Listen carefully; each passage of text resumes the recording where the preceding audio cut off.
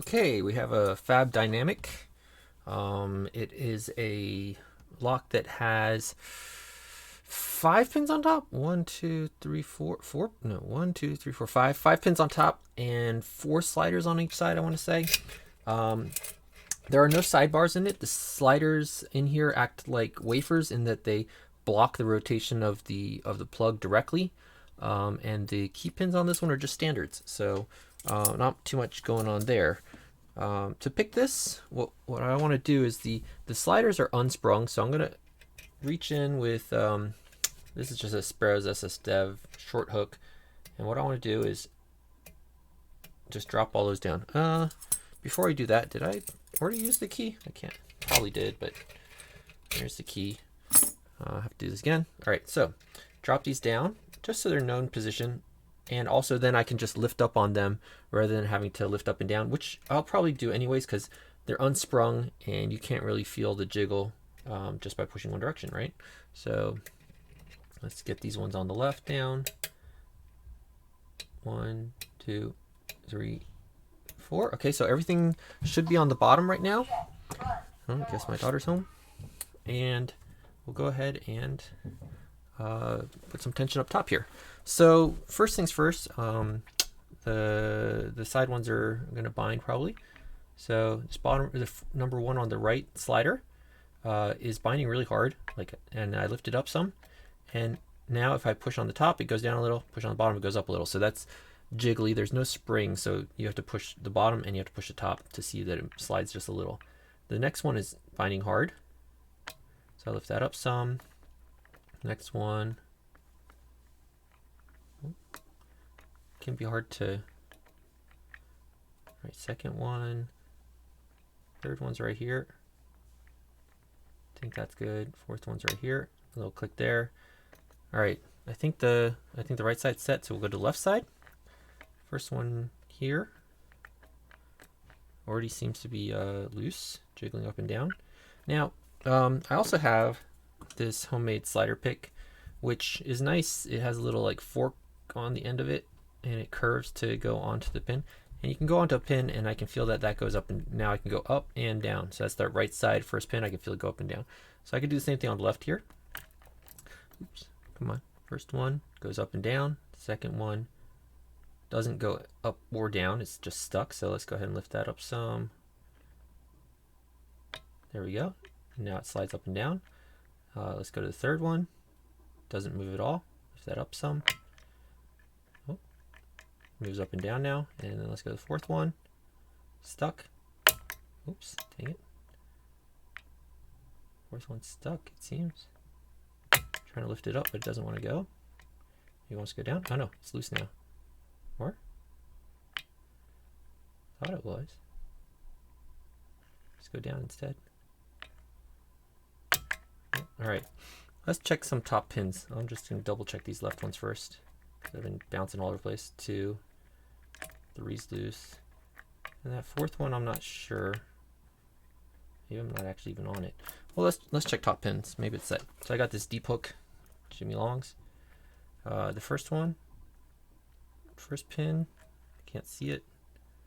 But I don't feel any spring there. I just hope that's not the tensioner. That must be the tensioner. That's the first pin. First pin feels loose. Second pin's loose. I think that fourth one's not set on this. So let's go down the left side again. 1. Come on. 1, 2.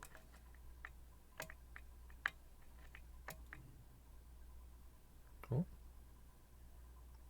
Is this 3? Feels like 3 must be binding. 3. Oh. Big click from it. I think that might have been 4 actually. Big click from 4, I think. Alright, first one, loose. Second one, loose. Like I can't even see if I'm going on the pins right because of the lighting. Third one, loose. And the fourth one, loose. Okay, So I think that's it. Now I should get some binders off the top. Let's try this first one. First one is loose. 2.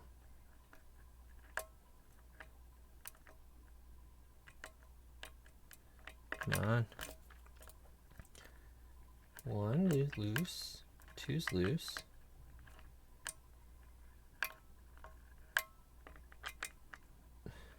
I should have brought a shorter hook as well.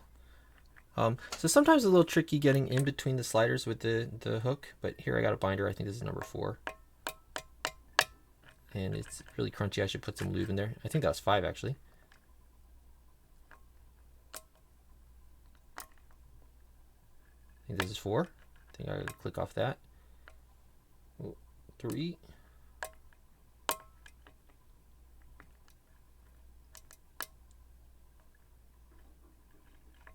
I think that's I think that was overset. Drop it back down. Maybe I also overset some pins when I was messing with the left sliders because some of them had to lift up high. So it could be I have to let off tension, drop those top pins down in case of overset, and it's not going to mess with the sliders because they're unsprung, and then go in. So I'm thinking, I think number 3 was a low lift. Yeah, indeed. Now number 1 is binding. So I probably dropped number 3 out of an overset that was probably set into overset when I was manipulating the slider. So 1 is jiggle. 2's binding. 2's jiggle.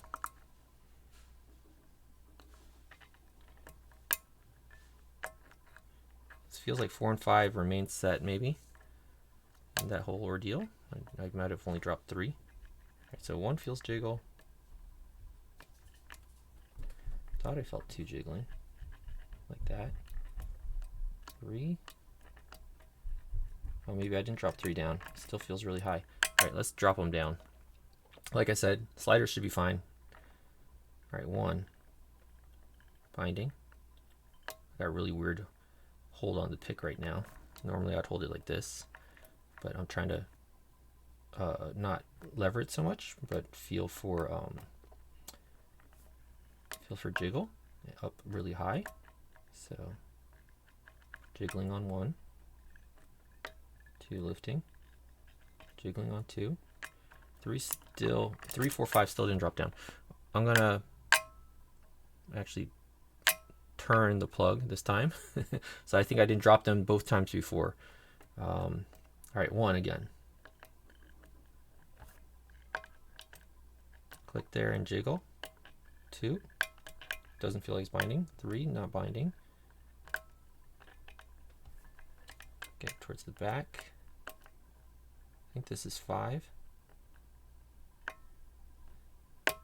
It does that because I'm pushing. I use too much tension, and so it's like the driver pin skipping around. But I get a spring there now. 4, I think. Let's go back. See. 5. Dang it! Shouldn't be having this much issue with the top pins. 1.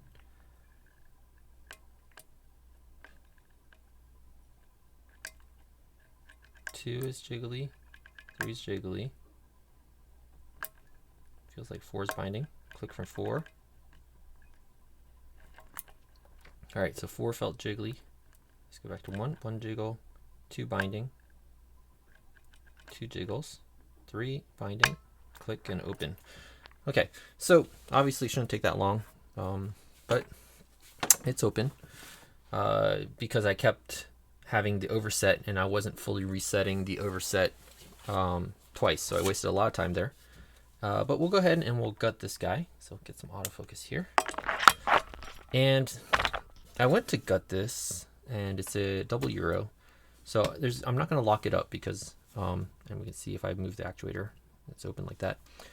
I went to gut this with these locksmith tools, and I found that these segmented followers, come on, are just a little bit too fat. So I was going to do 2 keys, pull it out slightly. I dropped that actuator out, and I couldn't quite fit these segmented followers. They're just like a fraction of a millimeter too wide.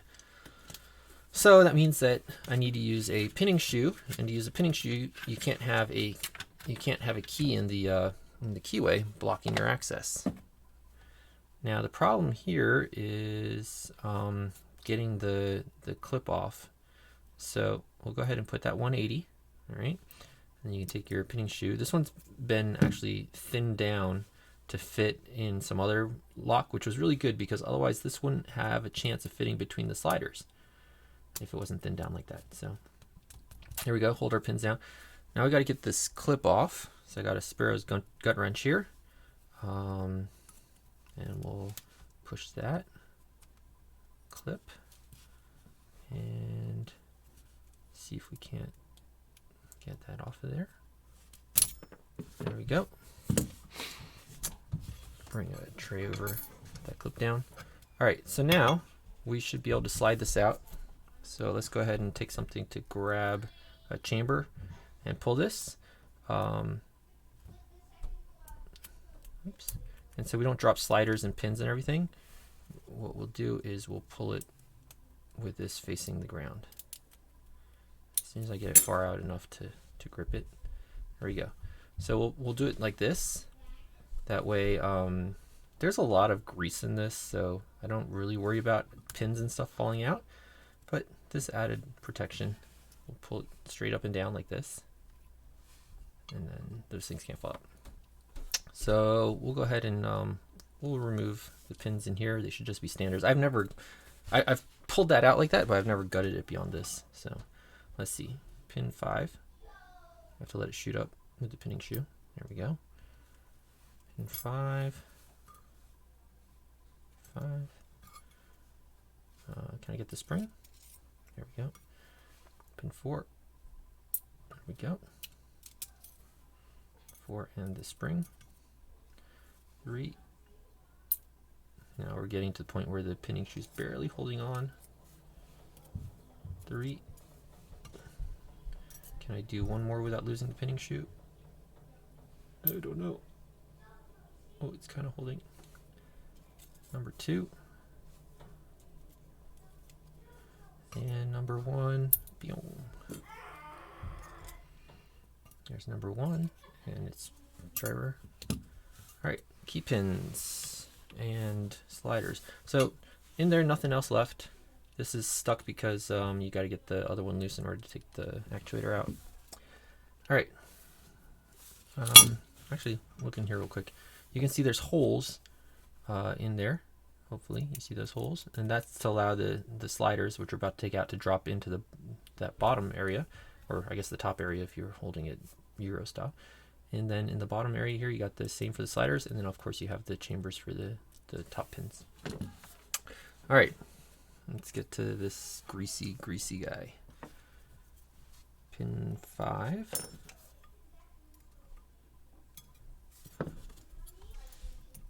4, 3, 2, 1. Okay, 4, 3, 2, and you can see 3 is really a long pin, and that's what got overset when setting the sliders. Getting a little closer here. Sliders here. I think you should be able to poke them out. 3, 2, 1. So these are going to be the left side sliders from the orientation that I was picking. If you install it Euro style, then these will be the right side sliders. So left number 1. Okay, has some sort of letter on it. 2, 3, 4. The 4 from the left. They are so greasy that they stay stuck to everything. Alright, now the other side. 1, 2, 3, 4. Well, alright, 4. I don't know if I put those in the right order. I feel like I went top to bottom, so that should be number 1. I'll have to resort those. Alright, so there's 4, 2, 1, and 3. Wait, 3 on 3? 3? Where are you? Come on. 3. Ugh, so greasy. And I'm pretty sure I have these in backwards order, so 4, 3, 2. You can see on these guys, let's get in there now. Nothing special on the plug as far as no counter milling or anything like that. It's just everything in here is just standard. There's no false gates or anything on these little. I guess you can consider these wafers. They are cut out of flat metal sheet by the look of it. So I would consider these wafers that slide in there. Plus they block the plug movement like a typical wafer. And it looks like it has a little number 1 there. Let's see. I think it's on the other side. Number 2 there, or is that 5? 2. 5? 2. On this side, number 3. And number 3. So it might be just number 1, 2, 3 from what I'm seeing. I don't see other numbers here. So it's upside down. Number 3. 3, 3, 3. 1. Okay, I was gonna say they're all the same, but no. 3, 3, 3, 1. 2, 2. Grease 1. I don't know what grease is. Let's see what grease is. 1. 2, 2, 1, 1. All right. So, anyways, that is the FAB dynamic for you. Thanks, everyone. Bye.